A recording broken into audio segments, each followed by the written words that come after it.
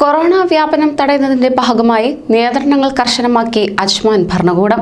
Covid പെരുമാറ്റച്ചട്ടങ്ങൾ പാലിക്കാതെ പ്രവർത്തിച്ച 175 വ്യാപാര സ്ഥാപനങ്ങൾ അടച്ചുപൂട്ടുകയും 437 സ്ഥാപനങ്ങൾക്കെതിരെ പിഴ ചുമത്തുകയും ചെയ്തു. അജ്മാൻ ആരോഗ്യവകുപ്പ് നടത്തിയ പരിശോധനകളെ തുടർന്നാണ് നടപടി സ്വീകരിച്ചിട്ടുള്ളത്.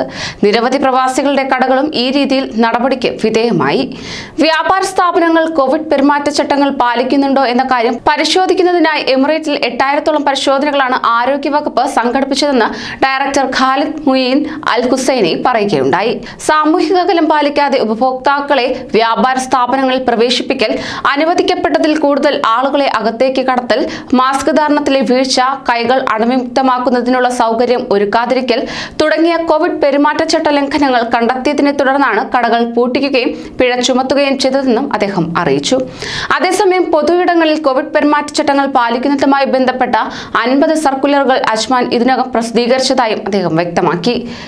കോവിഡ് കാലത്ത് ജനങ്ങൾക്ക് കൂടുതൽ സൗകര്യമൊരുക്കുന്നതിന്റെ ഭാഗമായി മുനിസിപ്പാലിറ്റിയുടെ മുഴുവൻ സേവനങ്ങളും ഡിജിറ്റൽ രൂപത്തിലാക്കി കഴിഞ്ഞു.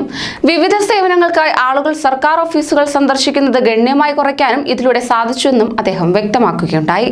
കൂടുതൽ പ്രവാസി വാർത്തകൾക്കായി ഈ ചാനൽ സബ്സ്ക്രൈബ് ചെയ്യൂ.